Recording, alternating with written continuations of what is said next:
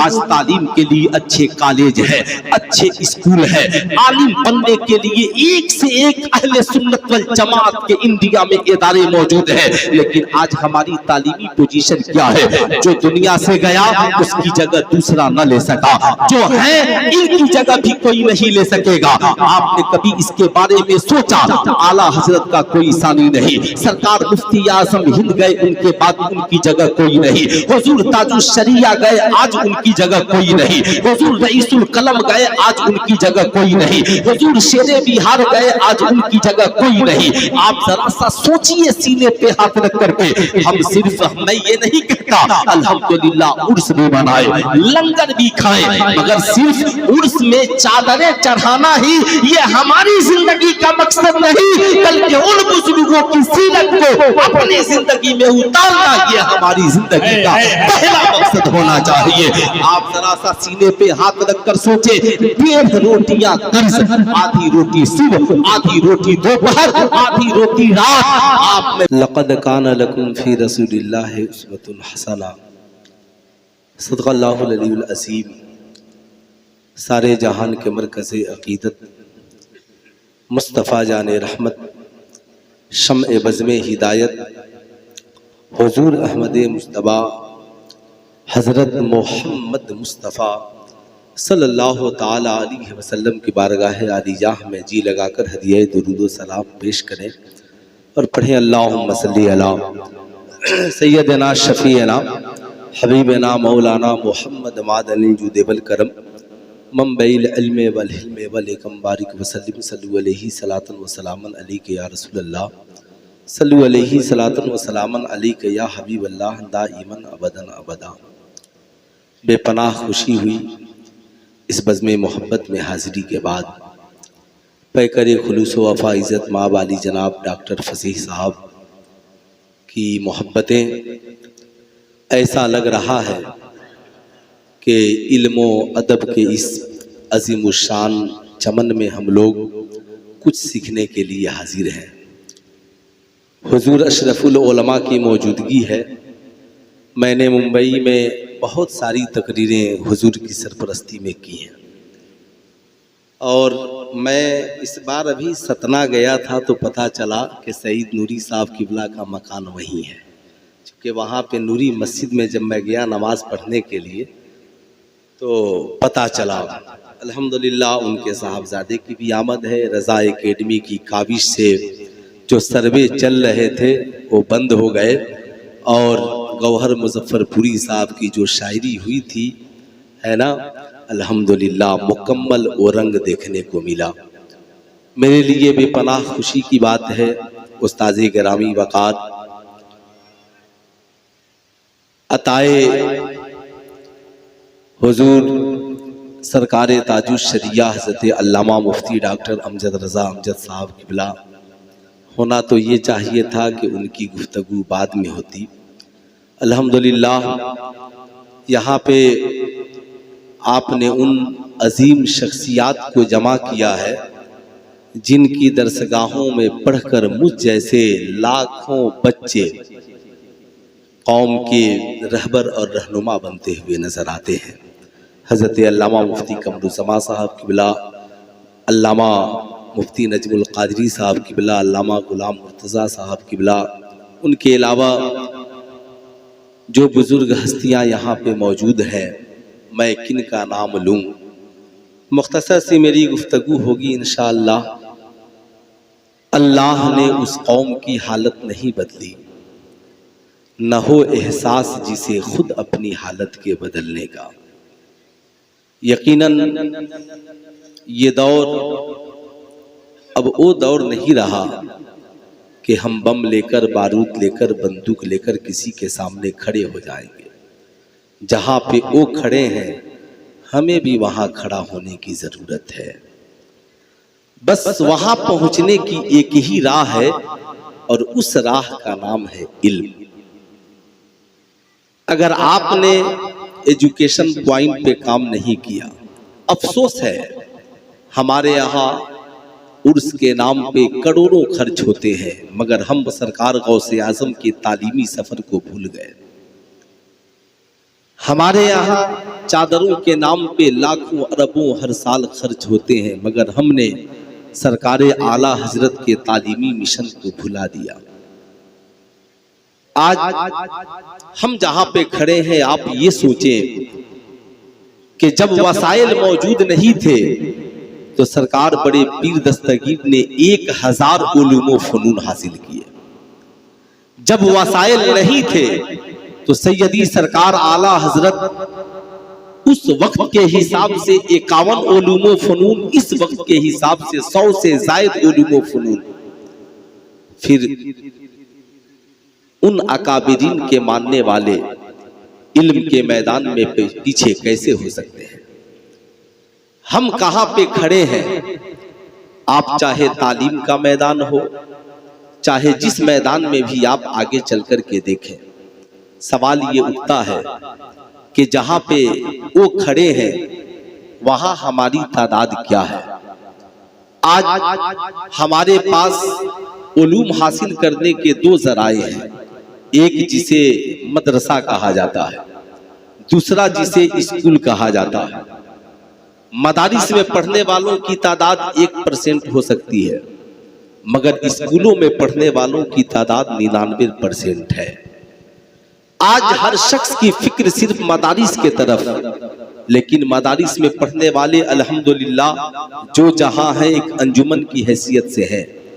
تنہا مدرسے سے فارغ ہونے والا ایک عالم آتا ہے اور پوری بستی میں انقلاب برپا کر دیتا ہے، مگر سینکڑوں بچے، لاکھوں بچے ایک بستی میں ایک سال میں 100 سے 200 بچے میٹرک پاس کرتے ہیں، انٹر پاس کرتے ہیں، بی اے پاس کرتے ہیں، مگر زندگی میں انقلاب نہیں آتا۔ سوال یہ اٹھتا ہے کہ آخر یہ انقلاب وہاں پہ کیوں نہیں؟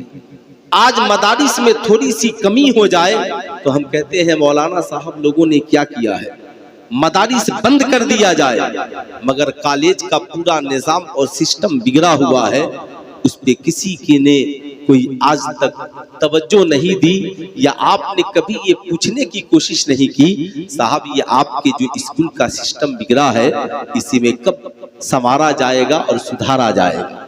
اب اس کی ایک چھوٹی سی مثال آپ نے کبھی دیکھا ہوگا، ہماری بیٹیاں باپردہ تھیں، کالج میں جانے کے بعد بے پردہ ہو گئی۔ لڑکے شرابی نہیں تھے، کالج میں جانے کے بعد شرابی ہو گئے۔ بیٹیاں آوارہ نہیں تھی، کالج میں جانے کے بعد آوارہ ہو گئی۔ آپ نے کبھی جا کر کے کسی پرنسپل سے پوچھا میرا بیٹا تو بڑا نیک تھا، ماں باپ کا بہت ادب کرتا تھا، مگر کالج میں آنے کے بعد اس کا سسٹم اور نظام بگڑ گیا، آپ اس کے لیے کچھ کیوں نہیں کرتے؟ کالج کا پرنسپل کہے گا ہم کتابیں پڑھانے آئے ہیں، آپ کے بچوں کو کردار پڑھانے نہیں آئے، مگر ہماری قوم کا جب کوئی عالم اپنا ادارہ کھولتا ہے تو آپ کے بچوں کو کتابیں بھی پڑھاتا ہے اور ساتھ میں مصطفیٰ جان رحمت کی سیرت بھی پڑھاتا ہے۔ آج یہی وجہ ہے، آپ سوچیں، آپ نے دیکھا ہوگا مدر ٹیریسا کی سیرت کی باتیں ہوتی ہیں، آئن اسٹائن کے نظریے کو پڑھایا جاتا ہے، بڑے بڑے صاحب ان کی زندگی کو پڑھانے کا کام کیا جاتا ہے، مگر آج تک مصطفیٰ جان رحمت صلی اللہ علیہ وسلم کی سیرت کی تعلیمات کو صحیح سے اسکول کے نصاب یا کالج کے نصاب میں داخل کیوں نہیں کیا گیا؟ ہم نے کبھی اس کے لیے کوئی مطالبہ نہیں کیا۔ آج ہماری جو پوزیشن ہے، جہاں پہ وہ کھڑے ہیں، آج ہمیں بھی وہاں پہنچنے کی ضرورت ہے۔ اعلیٰ حضرت کا وہ شعر بار بار ہمیں جگاتا ہے، سونا جنگل رات اندھیری چھائی بدلی کالی ہے، سونے والوں جاگتے رہیو چوروں کی رکھوالی ہے۔ آج ان کی تعداد چاہے جتنی ہو، ہمارے پاس جتنی تعداد ہے ہم اس تعداد میں وہاں پہ کھڑے ہونے کی ضرورت ہے۔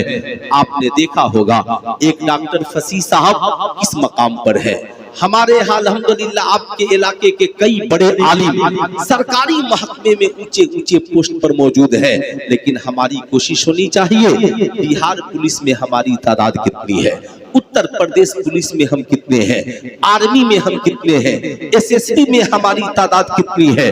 ظاہر سی بات ہے اسلام میں جو تعلیم فرض ہے اسے حاصل کرنے کے بعد جو بنیادی تعلیمات ہیں جو امیر غریب سب کے لیے ضروری ہے، نماز کے مسائل، طہارت کے مسائل، کیا حلال کیا حرام، روزے کے مسائل، امیر ہے تو زکوٰۃ اور حج کے مسائل، ان تمام تعلیمات کے بعد پھر جب آگے کا مرحلہ آئے تو آپ ذرا ایمانداری سے بتائیں، آج تو ہمارے علماء کرام بچوں کو حافظ، عالم، قاری جتنا بنانا ہے بنا رہے ہیں۔ مجھے لگتا ہے اب مزید مدارس کے بجائے اس قوم کو اس مقام تک لے جانے کے لیے جہاں پہ لوگ سرکاری لباس پہن کر سرکاری ریوالور کی آڑ میں ہمارے سینوں پہ گولیاں چلا رہے ہیں، صاحب وہ بھول جاتے ہیں اس ملک کی آزادی میں علامہ فضل خیر آبادی کا کردار کیا رہا ہے، صاحب وہ بھول جاتے ہیں علماء اہل سنت نے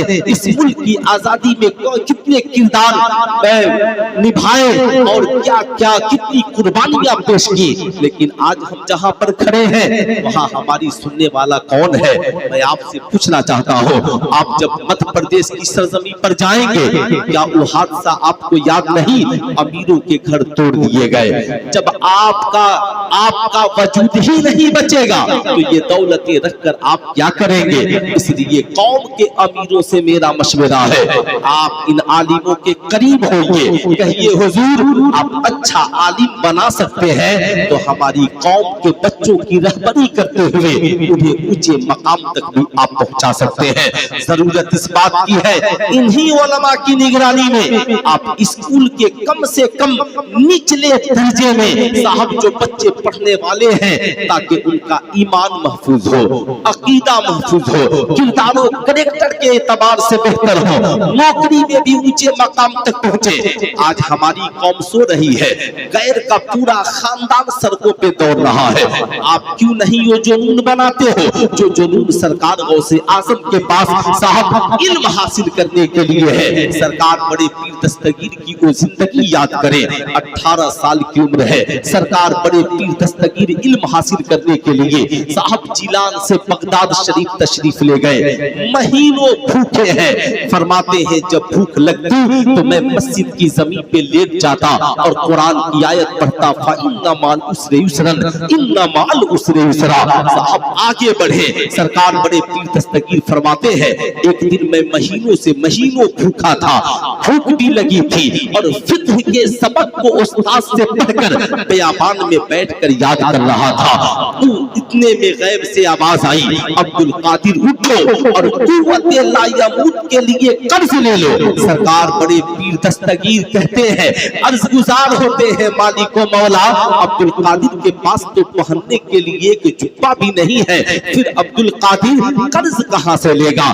آج میں قوم کے صرف ان نوجوانوں سے گفتگو کرنا چاہتا ہوں جو میٹرک تک پڑھ کر تعلیم چھوڑ دیتے ہیں، انٹر تک پڑھ کر تعلیم چھوڑ دیتے ہیں، یا مدارس میں پڑھنے والے بچے ثانیہ ثالثہ اولیٰ تک پڑھ کر کے آپ تعلیم چھوڑ دیتے ہیں۔ کتنی پریشانی آپ کے گھر میں ہے، کتنی غریبی آپ کے گھر میں ہے، یا آپ بہت زیادہ بھوکے ہیں یا آپ کے معاملات کیا ہیں؟ مگر سرکار بڑے پیر دستگیر ہے، مہینوں بھوکے ہیں، ہر روز استاد کی بارگاہ میں پڑھتے، بھوکے ہیں، رہنے کے لیے مکان نہیں، یا آج کی طرح بھی آئی پی اسکول کالج اور مدرسے کا وجود نہیں ہے، استاد کی بارگاہ میں پڑھتے، مسجد میں آ کر قیام کرتے، بیابان میں بیٹھ کر سبق یاد کرتے۔ جب حکم ہوا نا عرض گزار ہوئے مالک و مولا، عبد القادر کے پاس تو پہننے کے لیے ایک جبہ صحیح نہیں ہے تو پھر یہ قرض کہاں سے ادا کرے گا؟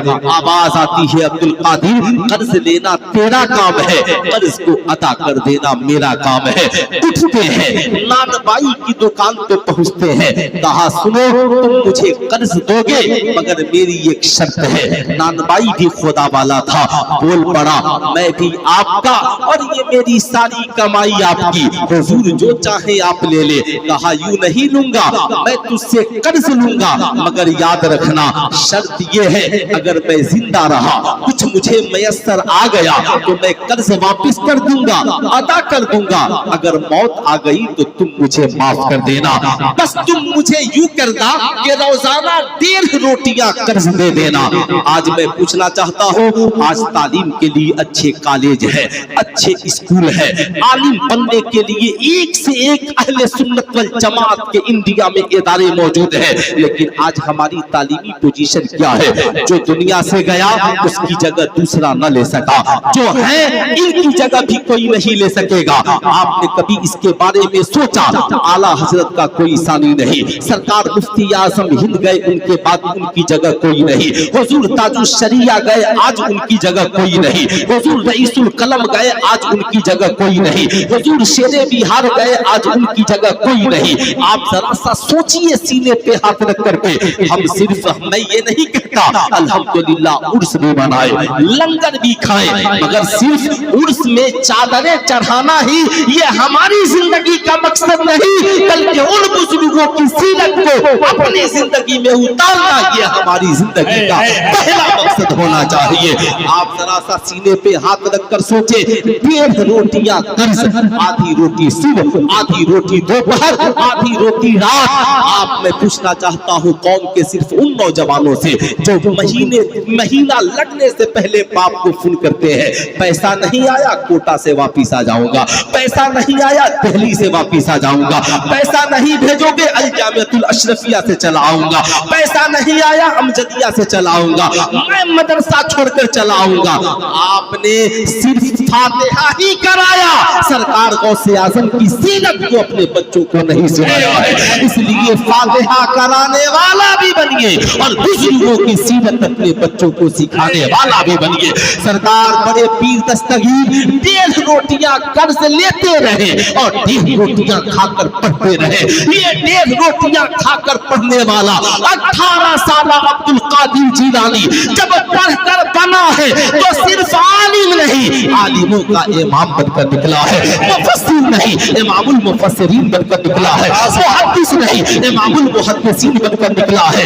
ऐलान करते हैं सिर्फ वली नहीं वलियों के सुल्तान बनकर निकले और ऐलान किया मेरा कदम तमाम वलियों के गर्दन पर। तो शहजादे आला हजरत बरेली शरीफ से पुकार उठे, खिला मेरे दिल की कली गौसे आजम, पिता कल्ब की बेकली गौसे आजम, ये दिल ये जिगर है ये सर और आंखें, जहां चाहो रखो कदम गौसे आजम।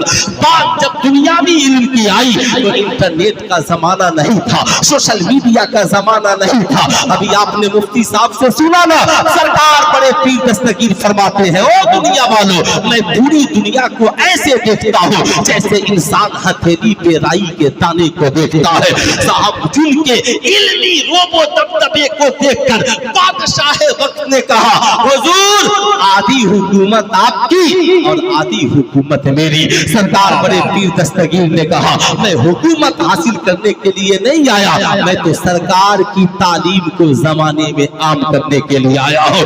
इसलिए सबसे पहले मैं अपनी कौम के नौजवानों से गुजारिश करूंगा, आप कॉलेज में पढ़ते हैं, आप स्कूल में पढ़ते हैं, आप गरीब हैं, आपका बाप गरीब है, आपके पास वसाइल की कमी है, तो अल्हम्दुलिल्लाह यहाँ पे डॉक्टर फसीह साहब जैसे लोग मौजूद हैं, यहाँ पे साहब कई तंजीमें मौजूद हैं। अल्हम्दुलिल्लाह पटना के हज भवन में इंतजाम, जगह जगह पे मदारिस के इंतजाम। इसलिए गरीबी की वजह से आज के बाद तालीम हासिल करना बंद न करना, बल्कि ये अहद करके जाओ आप अगर यूं ही जिंदगी गुजारते रहे और आपने अपने मुस्तकबिल को टारगेट नहीं किया कि हमें मुस्तकबिल में क्या बनना ہوتا ہے. یاد رکھیے ایک اچھے سماج کے لیے اور ایک گاؤں کو بہتر بنانے کے لیے جہاں ایک اچھے عالم کی ضرورت ہے, ایک عالم تنہا پورے گاؤں میں انقلاب لانے کے لیے کافی ہے. وہ بتاتا ہے کیا حلال کیا حرام, کیا اچھا کیا برا, ماں کے قدموں کے نیچے جنت, باپ جنت کا دروازہ, ساری باتیں ایک عالم بتاتا ہے. ایسے ہی اس سماج کی بھلائی کے لیے, اس سماج کی حفاظت کے لیے بچوں کو زیادہ سے زیادہ IPS افسر بھی بنانا ضروری ہے. میں تو کہتا ہوں اگر چوکیدار کی بھی نوکری ملے نا کرو, تھانے دار کی نوکری ملے اس کے لیے دوڑو, بہار پولیس میں بھرتی ہو اس کے لیے دوڑو, بھاگو, زندگی کا مقصد بناؤ.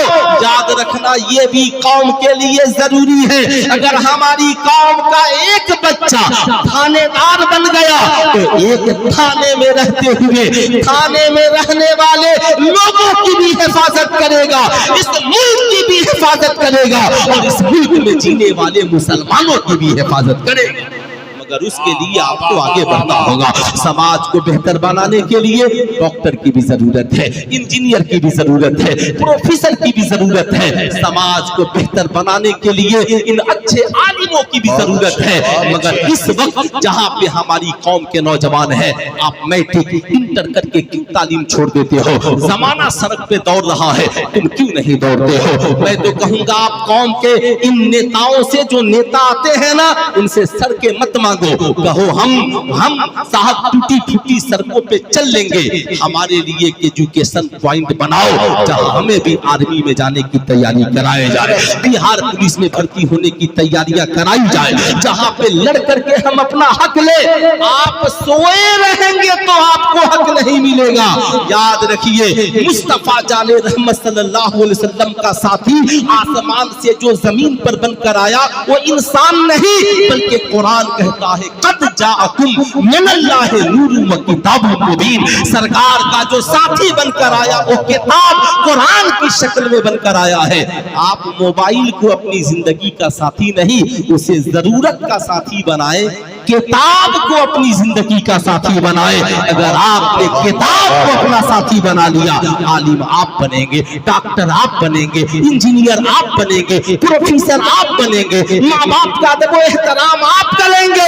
اور آپ جب اونچے مقام پر ہوں گے تو چھوٹوں کو بھی اونچی جگہ پہ لے جانے کا کام کریں گے. اس لیے میں صرف قوم کے نوجوانوں سے گزارش کروں گا, آپ وعدہ کیجئے کہ انشاءاللہ ہم بھوکے رہیں گے مگر تعلیم حاصل کرنا نہیں چھوڑیں گے, ہے نا.